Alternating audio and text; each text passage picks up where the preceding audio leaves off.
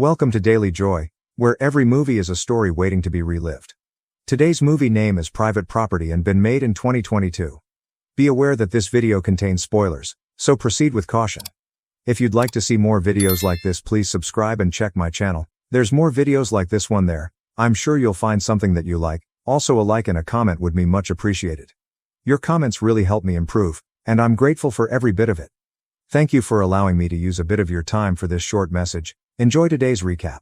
Kathryn Carlile is a struggling actress attempting to make it big in Hollywood, but she is currently unemployed and living the life of a stay-at-home wife. She lives with her wealthy husband Richard in their opulent mansion in Laurel Canyon. Richard is an accomplished Hollywood producer whom she met while working on a short film. Kathryn argues that she wants to get roles without her husband's connections, and Richard makes no move to assist her. This does not imply that he neglects her, but Richard's busy lifestyle is making their married life increasingly lonely. Most of the time, Kathryn is left alone in this large house. While making an audition video, she cleans the house herself and hires a helper for gardening. Kathryn wants their neighbor Anderson to sell the empty house beside so she might have a new neighbor to spend time with one day. Kathryn receives a call from LeBloom Gardening Company informing her that the usual gardener is no longer in service because the police have arrested him, so the man informs her that a replacement gardener is on his way, and within no time Ben, the attractive new gardener, is right at a doorstep ringing the doorbell. Kathryn takes Ben around the house where his expertise is required. She tells him that he could start working right away but notices that he doesn't have any tools at the moment. Ben tells her that he'll start his job immediately the next day. As he's about to leave, he notices that Kathryn is having trouble with the door. It turns out that the door was accidentally locked when she came out to show Ben around. Kathryn panics and claims that she has an important email to send, so Ben offers to help her open the locked door. With a few tweaks, he unlocks the door just using 2 wires. Once inside, Kathryn sends the email immediately, and before Ben leaves, she asks him if he knows the last gardener. Ben informs her that he has never met the man directly, but heard the man was recently arrested.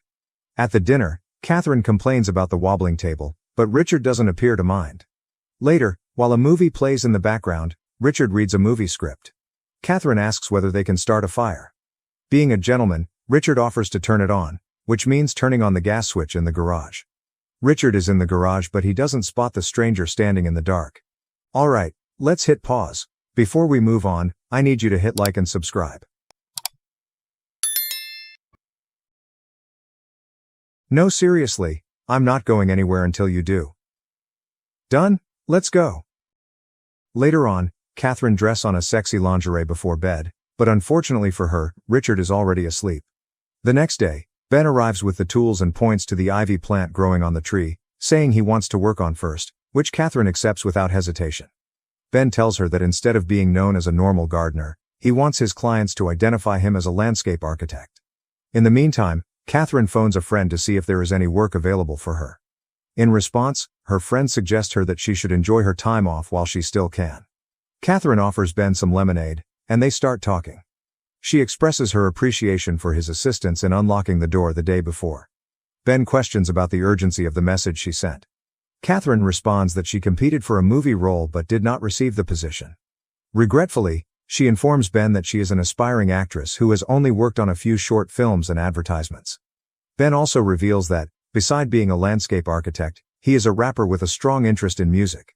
Kathryn jokes about Ben being an old-fashioned guy, but she doesn't want to mock him. Instead, she invites him to sing a few lyrics. The weather has been quite hot, and working in the sun has left Ben sweaty and sticky. He jokes with Kathryn that he'd owe her one if she let him get into the pool. As soon as he gets her approval, Ben removes his t-shirt and belt, throws them away, and jumps into the pool, then remains shirtless throughout the day. Ben is working in the garden, and Kathryn is busy practicing her acting. Later, she summons him for some handyman labor, requesting to repair a wobbly table and a broken-down vehicle. While Ben is doing the actual work, he is being watched closely by Kathryn. She begs Ben, who appears to be a polite gentleman, to help her exercise her phrases and record the video for her job audition. Kathryn asks his judgment on her acting after they finish filming the video. Ben has no idea, and in all honesty, he tells her that he finds it corny, not her acting, but the script itself. When she offers him money for his assistance, Ben is offended and walks away. Kathryn chases him down and offers an apology for being insulting. Ben tells her that he always been a poor loser, but seeing her not caring about all the wonderful things she's been given irritates him. He confesses to going to jail, and she can judge him just like everyone else, Yet despite his efforts, he is always invisible to others. Later, Catherine takes his belt and puts it around her neck, but she can't stop thinking about Ben working shirtless in her garden. At night, Catherine attempts to remove Richard's clothing to start something, but Richard reminds her that he is flying to San Francisco the next day to meet an actress. Before leaving, she informs him that Jorge, the old gardener, has been detained. Catherine would like them to do something for Jorge, but Richard disagrees, saying that they may be standing for a criminal. Catherine is out with Richard and the actors, but she appears distracted. Even after, when they went to bed, she couldn't sleep. There was some loud music from Anderson's supposedly unoccupied house. Ben enters Catherine's residence through the side door and informs her that it was left open. He shouts out Ed's name and asks him to lower the speaker volume. Ben also says Ed Holgate has bought Anderson's property and they met the day before while he was at work. When Catherine asks what he's doing there on his day off, Ben tells her that he wants to take her out to brunch to thank her for the work, but Catherine chooses to invite the new neighbor Ed and cook for them instead. Ed comes up and Ben introduces them to each other. She questions about Ed's access to Anderson's place and expresses about the high price. Ed tells her that he works in Silicon Valley and hands her his business card, but Catherine excuses herself to prepare the burger. Meanwhile, Ben enters the kitchen to help her. He explains that he was a diner cook in Fresno. He asks about her marriage and why Richard did not assist with her profession. Catherine simply informs them that she does not want taking advantage of her husband's connections to get a job. Ben tells her that he saw her short film last night and says he really liked it. She leaves them in charge of the kitchen and excuses herself to change for the grilling event. After that, Catherine walks down to where Ben and Ed having a beer. She then hands him the belt he had left the previous day. The three then get together and begin speaking, and the burger party quickly transforms into a drinking and dancing event. Ben and Catherine are now dancing to classical music, while Ed is soaked in alcohol and intrigued by their movements. Ben and Catherine kiss passionately, and they almost forget about the third person in the room. Catherine pulls herself away from Ben when she realizes what she is doing is wrong. Catherine appears to regret it, while Ben and Ed appear to be having an argument in the background. Ed leaves and Catherine wants Ben to go after him to avoid any potential conflict, and she also needs to pick up Richard at the airport. However, Ben reminds her that there is still some time before Richard's arrival and invites her to share a drink with him. Gently, Ben leads drunk Catherine upstairs, to the bedroom. At this point the movie flashes back 2 days where Duke and Oaks, two thugs, come down to California to hold up the gas station owner for drinks and a pack of cigarettes. Be aware that Duke is the real name of Ben, who has showed up in Catherine's residence as a gardener, and the real Ed has been silenced by these thugs while Oates is claiming to be Ed. That time they seen Catherine for the first time in the same gas station driving her nearly broken down car. They approach Ed pretending that their own car is broken down and told him that they're also going to the Beverly Hills Hotel. They forcefully entered his car and threatened to follow Catherine's car. After making sure that Ed won't snitch on them, they go their own way. Walking for a while, they spot Catherine's white vehicle. Since they can't go straight and get what they want, they sneak around and see a house with the light switched on in broad daylight. They walk around this house and find a spot from where they can see directly into Catherine's pool. When they notice Jorge the gardener, Duke comes up with a plan to get him fired from the job. He searches Catherine's mailbox to find out Richard's full name, and by using his identity, Duke calls the police and reports a fake complaint against Jorge. Their plan works perfectly as the police come to detain him. Next, Oates calls Catherine claiming to be someone from the LA Bloom Gardening and informs her about the arrest of the new gardener. After successfully tricking the innocent woman, he pays Catherine a visit. That night they sneak into Catherine's garage just to sit in that white car. Then, Richard comes in to switch on the gas for the fire, but thankfully for the thugs he doesn't see them. Now, to be proper gardeners they need tools, so the two goes around the neighborhood to see what they can find. Just then, using his Spanish, Duke successfully borrows the gardening tools from a Spanish-speaking man.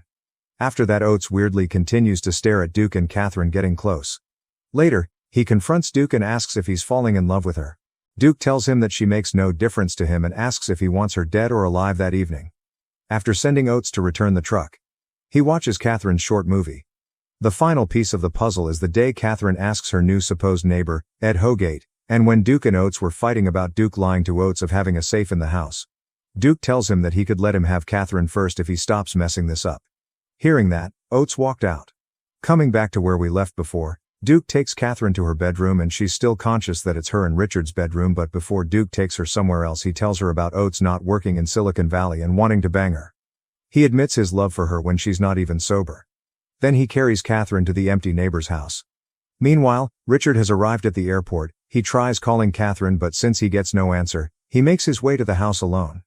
In the meantime, in Anderson's house, Duke puts her in bed and indicates Oates to proceed as he leaves the room. Oates gets on top of her and threatens to kill her if she moves, but he is just a coward who doesn't even have the strength to harm her.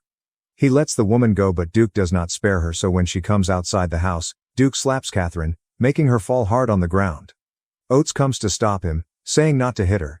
They both fall into the pool, and during the fight Duke stabs Oates, leaving him to die. In his final words, Oates apologizes to Duke for not being able to kill her. Meanwhile, Catherine enters her house and tries to call the police, but Duke takes out the telephone cord. Desperate for her own life, she runs outside and sees Oates flat in the pool bleeding bad. In an attempt to hide from Duke, Catherine gets into the pool and tries to hide under Oates's body, but Oates starts to alert Duke about it and she turns his body upside down so his face remains underwater to silence him. She holds him like that until he dies. When Richard returns home, sees the disaster of his house and finds Catherine beside the pool. He tells her to run when Duke comes from the other side. As they have a fight outside, Catherine runs inside the house and pulls out the gun that's hanged on the wall. She gets back outside with a loaded gun and shoots Duke many times before she returns to Richard's arm. Few months have gone after this tragic event, and Catherine became big in Hollywood. She is no longer a supporting character in films, as the movie crew gathers to celebrate her throughout the movie shoutout. Hey everyone, thanks so much for watching this video. If you enjoyed it, don't forget to hit that like, share and subscribe button to my channel to see more videos like this.